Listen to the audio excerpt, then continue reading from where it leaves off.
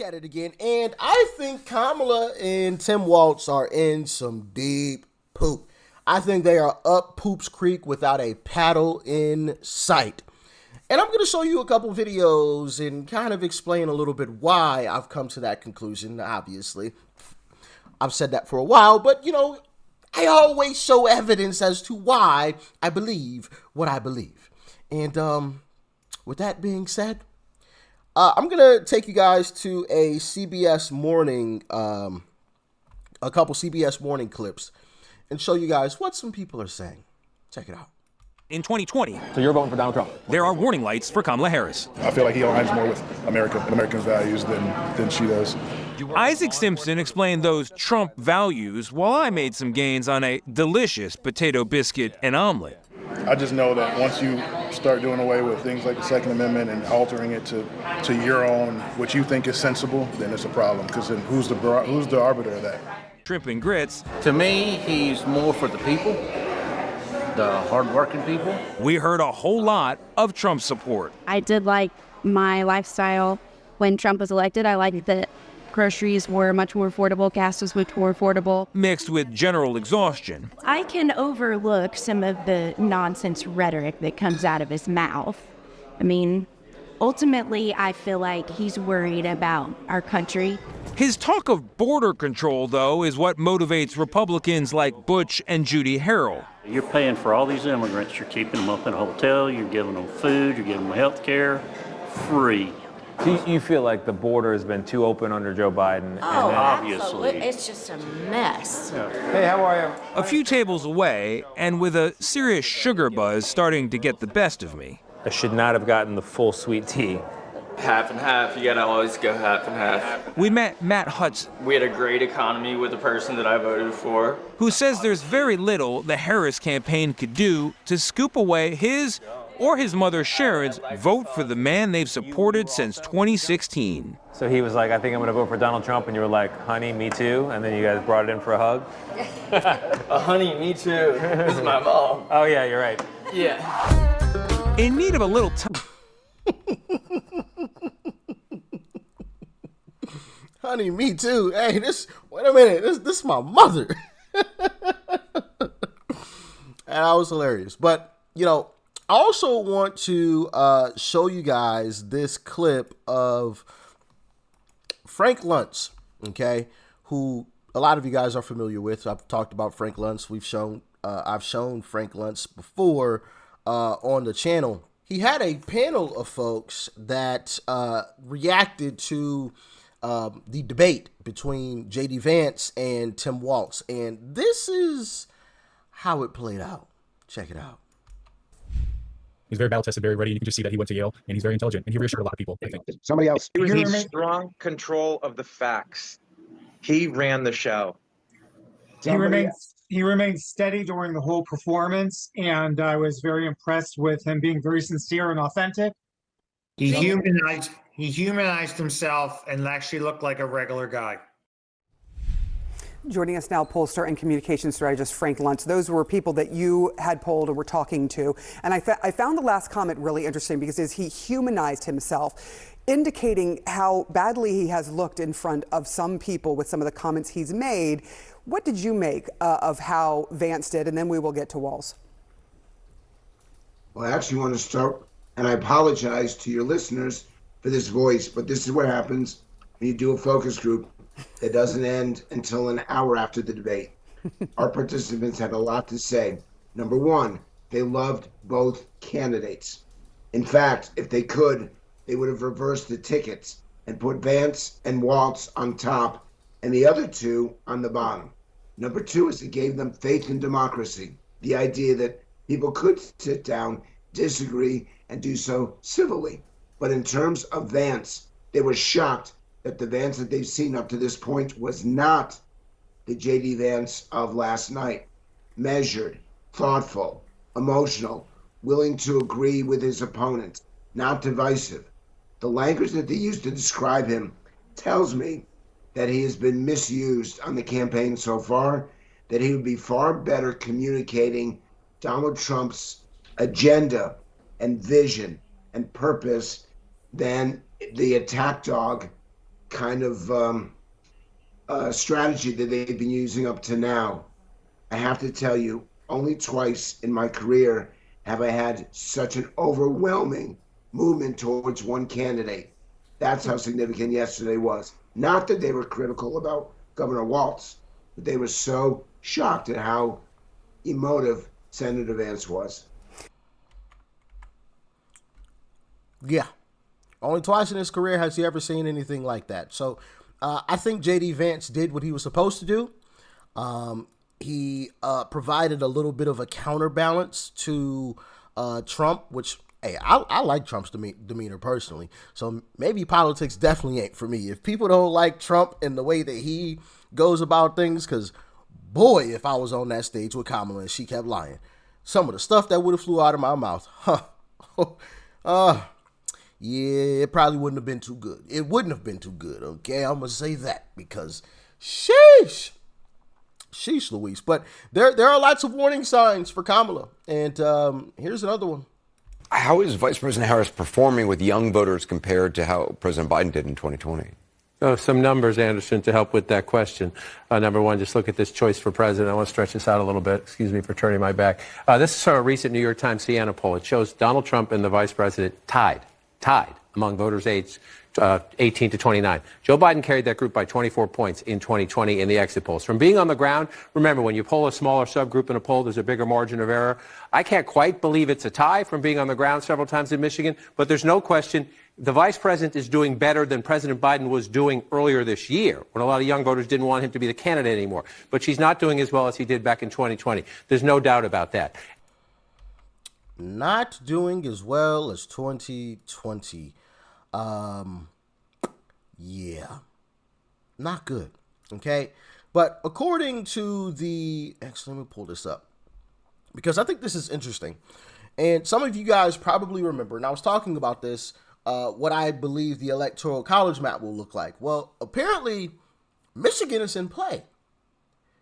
And so was another surprising state that, I didn't expect to be in play when I was making my predictions for the electoral college map. And I want to show you guys this from the RCP average. Real clear polling. So, as you can see here, this is Michigan, right? We're talking about Michigan here. And it has Kamala at a 1.3, a plus 1.3. Now, you guys know, I don't buy a lot of this crap, right? I don't believe in the USA Today, The Hill, the Marist, and Remington, right? There's only a few polls that I actually follow and I believe. Not because they tell me what I want to hear, but because they tell me what I need to hear, okay? And also the accuracy, based on 2020, there's three that were the most accurate. Rasmussen, Atlas Intel, and Trafalgar. And you know what all three of them have in common? Let's bring that back up. Trafalgar Group, right? Where do they have Trump? +2 in Michigan. Atlas Intel, who was the most accurate pollster from 2020. Atlas Intel was the most accurate. They came the closest to getting it spot on, okay? They have Trump +4. +4. Rasmussen, who I've talked about a lot, they have it a tie. Interesting. So the three most accurate pollsters all at minimum have it a tie, and two of them have it, at least a 2-point race in Trump's favor. Interesting. Let's take it to the electoral college map again. Okay? So let's play this out. Let's start down here in Georgia, where I think Trump could possibly lose Georgia and North Carolina, possibly, due to this tragedy that has just struck and the rural counties being heavily affected by what recently happened. And I think that's why the Harris administration, the Biden administration, have reacted so slowly and with barely nothing. It's because, in my humble belief, it's a lot of the rural counties that are bright red that were affected the most.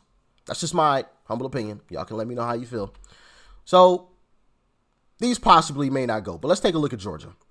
Even the RCP average has Trump plus 1.5. Insider Advantage was an accurate one. They have it a tie. Atlas Intel has it plus 1. And Rasmussen has Trump plus 3. Okay? Plus 3. So that's Georgia. Let's take a look at North Carolina. Plus 0.6. Insider Advantage, plus 1. Atlas Intel. Atlas Intel has Harris plus 3. That's interesting. Interesting. But Rasmussen has Harris plus 3. So that one's a bit confusing. I mean, the RCP average is plus 0.6, but Atlas Intel, I don't know. I need to look more into that one. But the other two have Trump. But that's very, very interesting to see Atlas Intel with a poll like that. But let's go to Pennsylvania, which obviously is going to be a major key in this entire race. Tie.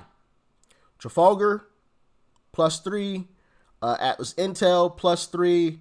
And Rasmussen has it as a tie. Insider Advantage, who's pretty accurate, I believe it was Insider Advantage, has Trump plus 2.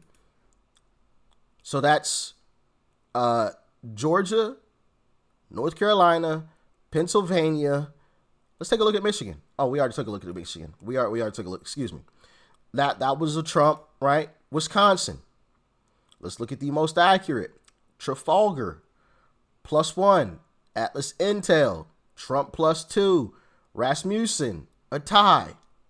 So maybe Wisconsin too?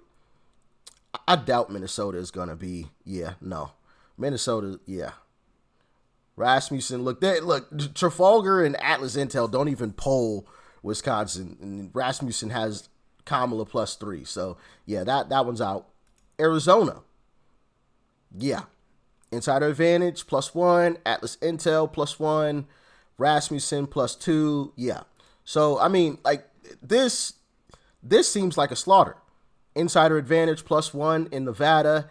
Atlas Intel has Kamala plus 3. And Rasmussen, Trump plus 1. Trafalgar has Kamala plus 1. So, we'll give Nevada to Kamala. So, now, let's go to this map. So with everything put in, this is the map. And even if we turn this blue, which I believe it definitely could go blue based on what has recently happened. Yeah, that's still a Trump win.